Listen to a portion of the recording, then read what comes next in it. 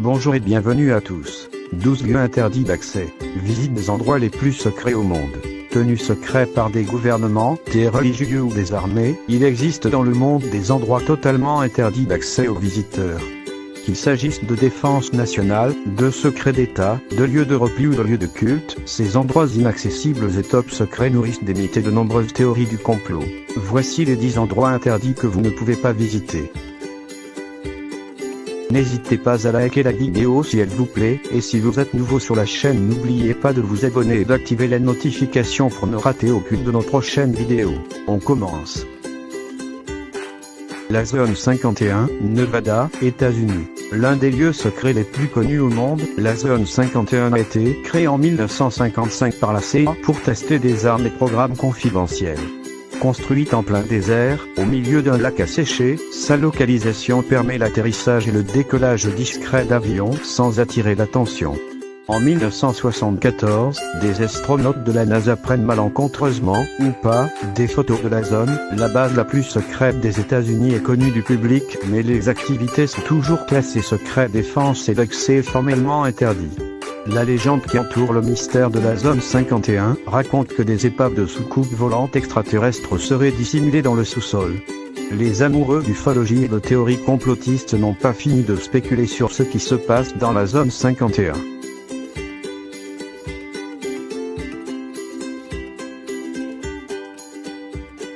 Le camp de Guantanamo à Cuba. La prison militaire américaine a été créée par George Bush suite aux attentats du 11 septembre 2001 aux États-Unis. Sur 120 km², la base de Guantanamo sert à la détention de combattants qualifiés illégaux par les États-Unis de djihadistes. La base est composée de 4 camps. Le camp Delta qui abrite 612 cellules, le camp Iguana plus petit et moins sécurisé. Le camp X-Ray pour les détentions provisoires, fermé le 29 avril 2002. Le camp numéro 7, une installation secrète gérée par la CIA. L'accès au camp est réservé à la CIA et à la Croix-Rouge internationale. La fermeture de camp évoquée par Barack Obama ne fait plus partie du programme de Trump, qui estime le lieu de détention utile pour détenir les djihadistes de l'EI. À son apogée, Guantanamo a incarcéré 780 personnes. Pine Gap, Australie. Près d'Alice Springs, Pine Gap est la plus grande et la plus évoluée des stations au sol de contrôle satellitaire. Cette base US emploie 1000 personnes, des membres de l'US Army, de l'US Air Force, le 704e bataillon de renseignement militaire et le 743e bataillon de commandement du décryptage de la marine. Le complexe dispose d'une antenne enfoncée de plus de 8 km de profondeur capable de créer des champs vibratoires sur toute la planète. L'antenne permet de surveiller les communications civiles, militaires et également extraterrestres. Pine Gap c'est aussi des ateliers de réparation de vaisseaux spatiaux, des laboratoires, des serres, des salles de téléportation et de sauts spatio-temporels. La mission de Pine Gap: détruire tous les visiteurs qui franchissent les portails interdimensionnels de la planète.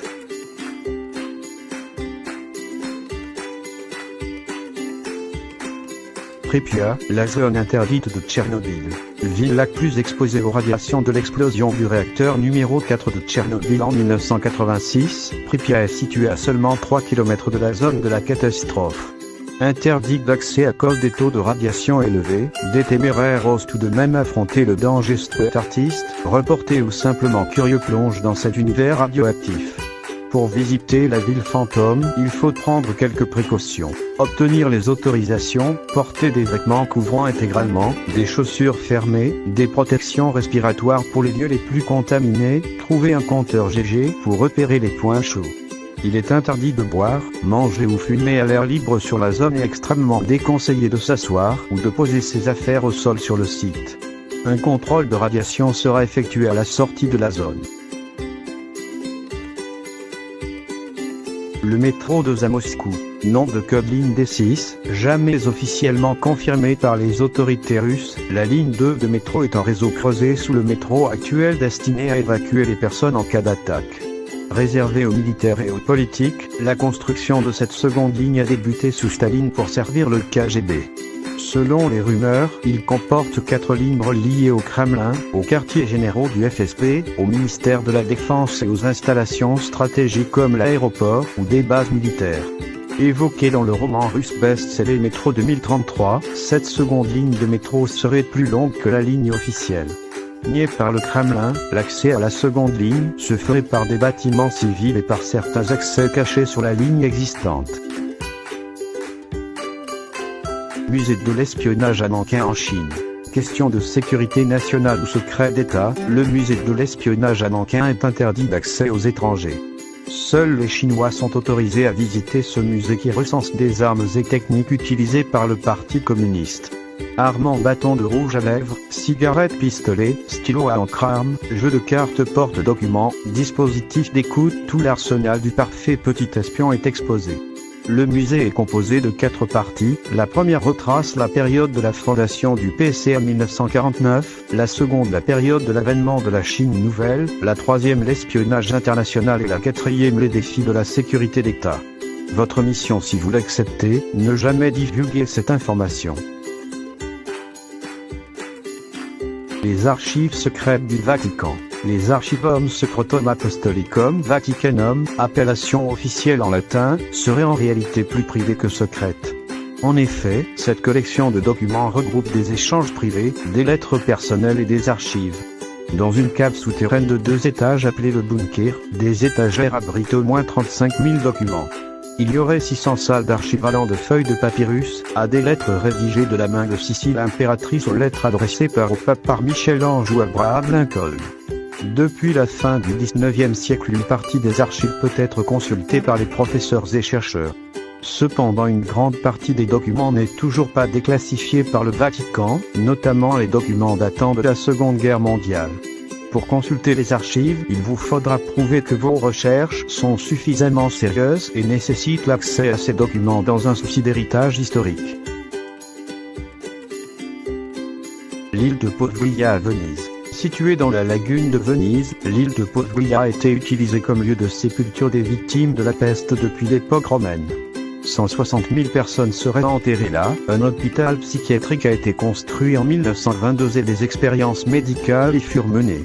Transformé en maison de repos de la santé maritime puis en maison de convalescence pour personnes âgées, l'établissement a fermé en 1968. La visite de l'île est interdite à cause de l'état de délabrement des bâtiments. Lieu sordide, île hantée, même les pêcheurs ont peur de s'en approcher. Rachetée en 2014 par un Italien souhaitant mettre à profit la réputation de l'île pour attirer des touristes, elle est toujours en cours de réhabilitation. Le refuge secret du Mont VAT aux États-Unis. Si vous avez suivi la série télévisée Les 100 X-Files, le Mont VAT est déjà familier pour vous. Destiné à accueillir les fonctionnaires de haut niveau en cas de désastre, c'est bien le refuge secret du gouvernement américain. Sous le mont se trouve le centre opérationnel FEMA servant à gouverner le pays en cas de situation critique. Utilisé pendant les attentats du 11 septembre, ce lieu de repli gouvernemental à 1 heure de route de Washington DC comprend une piste d'atterrissage, des installations souterraines, des bâtiments de police et de sapeurs-pompiers, des appartements, des dortoirs, des cafétérias, un système de purification d'eau, une centrale électrique, un lac artificiel, un système de transport et de communication et est régi par des lois particulières. L'accès est totalement interdit, même les alentours du mont sont bien gardés. La réserve mondiale de graines de Spitsberg. Inaugurée en 2008 à Norvège, un bunker sert de réserve mondiale de graines et de semences pour préserver la diversité et se parer du réchauffement climatique. Un immense lieu de stockage a été construit à plus de 120 mètres de profondeur pour abriter les graines du monde entier. Cette chambre forte financée en grande partie par la Norvège et les États-Unis vise à préserver des échantillons de graines pendant une centaine d'années. Composé de 3 grandes salles, le bunker situé à 130 mètres au-dessus du niveau de la mer est censé rester au sec même en cas de fonte des glaces. Malheureusement en 2016, les conditions météo et la fonte du pergélisol ont provoqué une fuite d'eau à l'entrée du tunnel de la réserve. L'eau n'a pas atteint le coffre-fort qui conserve précieusement les graines de tous les pays à une température de moins 18 degrés. Ce signal d'alarme a incité le gouvernement norvégien à se pencher sur l'amélioration de cette arche de Noé verte. Ah, c'est tout pour aujourd'hui.